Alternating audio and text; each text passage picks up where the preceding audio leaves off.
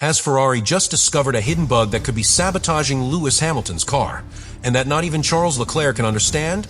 Because what happened in the Japanese GP was not a simple loss of performance, it was something much more serious. A Ferrari that, being at maximum power, simply stopped pushing. How is it possible that two identical cars behave completely differently in the same race, and that one of them loses power without explanation while the other does not? And most importantly, has Ferrari uncovered a much bigger problem that could change their entire season? The 2026 Japanese Grand Prix not only left an intense race, it left an internal crack in Ferrari that no one expected to see so early in the season. It all begins in a moment that, live, seemed completely normal. Lewis Hamilton riding in third position after the restart of the race, in a solid strategic situation, with enough pace to fight for the podium. But what came next was a progressive, silent, and above all, incomprehensible collapse from the outside. Because lap after lap, the number one Ferrari began to lose something that in Formula One is everything: the ability to push on a straight line. It wasn't a visible error, it wasn't an off-track, it wasn't an obvious tire problem. It was something much stranger. Hamilton pressed the pedal, but the car did not respond. And the most alarming thing, the rivals began to overtake him without real resistance, as if they had an invisible advantage impossible to explain under normal conditions. What at the time seemed like a simple loss of rhythm quickly became a clear anomaly when compared to the other side of the box. Charles Leclerc, with the same SF26, was not suffering from that level of deficit.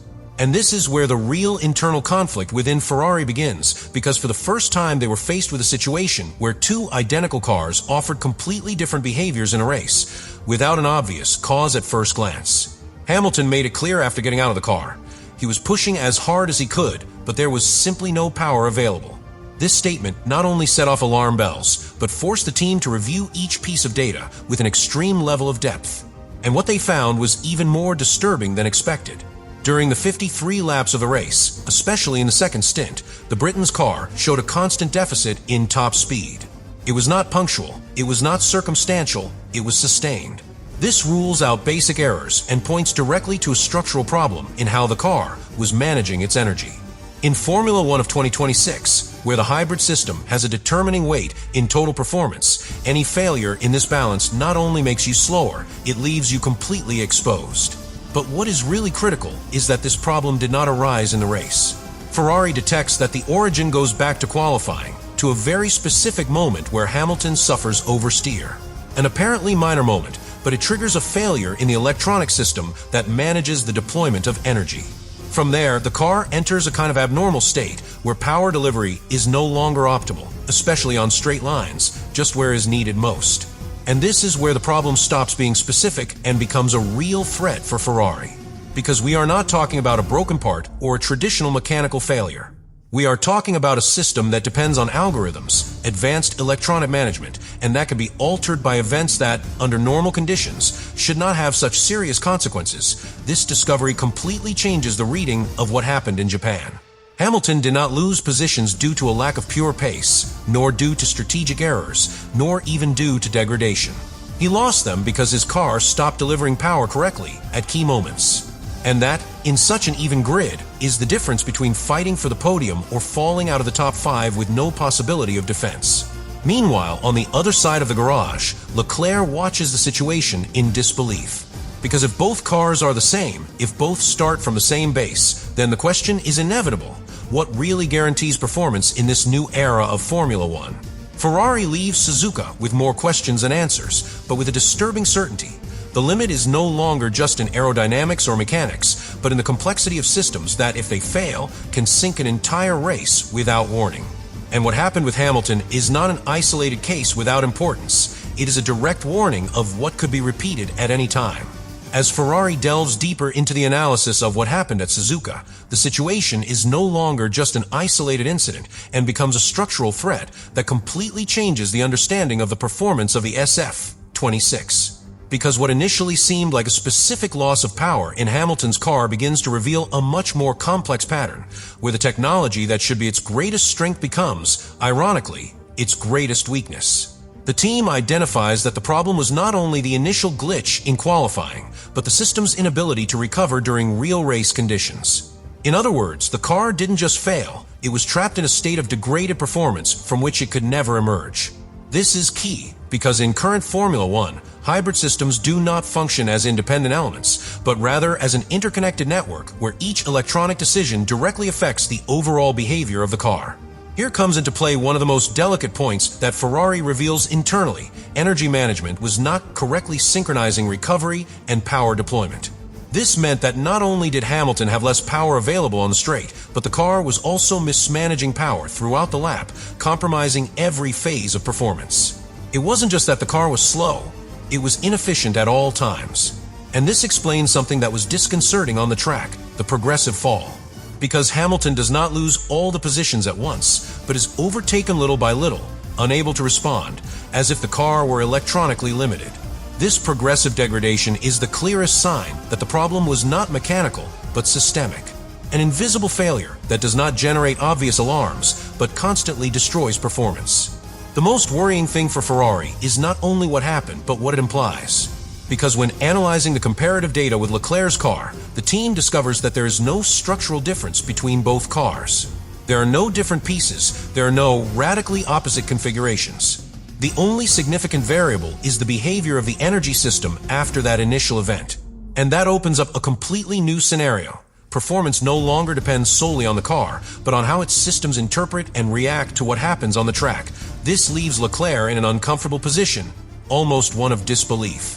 Because until now, in Formula One, differences between teammates could be explained by driving style, adjustments, or strategy. But what is proposed here is much more unstable. The same car can offer two completely different realities depending on apparently minor events. And that breaks one of the fundamental principles of the competition. Ferrari, aware of the severity, begins to question not only the incident in Japan, but the complete robustness of its electronic architecture. Because if a simple oversteer can alter the behavior of the system to the point of compromising an entire race, then the margin of error is reduced to dangerous levels. Is no longer just about going to the limit, but about avoiding triggering a failure that you cannot control. And this is where the narrative changes completely. Hamilton's problem stops being his and becomes Ferrari's. Because it doesn't matter who is behind the wheel if the system can fail like this. The question is no longer why Hamilton lost power. The real question is how many more times can it happen again without warning.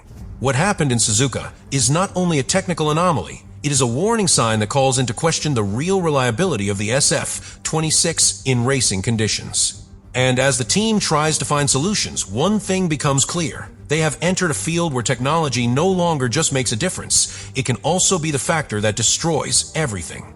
And then Ferrari reaches the most uncomfortable conclusion of all. What happened in Japan is not an isolated failure. It is a direct warning of the future that awaits them if they do not react in time. Because after analyzing every data, every lap, and every behavior of the SF26, the team understands that the real problem is not simply the loss of power in Hamilton's car. It is the lack of total control over a system that, in theory, should be absolutely predictable. And this completely changes the panorama. They are no longer fighting only against Red Bull, McLaren, or Mercedes. They are fighting against the complexity of their car. Ferrari knows that the 2026 regulation has taken Formula One to a point where electronics and energy management are so decisive that any failure, no matter how small, has massive consequences. But what they did not expect is that this limit would be reached so soon, and in such an obvious way. Because Hamilton was not a slight loss, it was a total collapse of performance at the most critical moments of the race. And this is where worry becomes urgency. Because if the system can fail without warning, if it can get stuck in an incorrect state with no possibility of recovery during the race, then Ferrari has a much bigger problem than a simple lack of pace. He has a fast car, but potentially structurally unstable. This forces the team to rethink their entire approach. It is no longer enough to improve aerodynamics or find more load. They now need to ensure that the energy system is robust, reliable, and above all, capable of adapting to unexpected situations without collapsing. Because in such a close season, where differences are measured in thousands, a mistake like the one in Japan not only costs you positions, it can cost you the championship.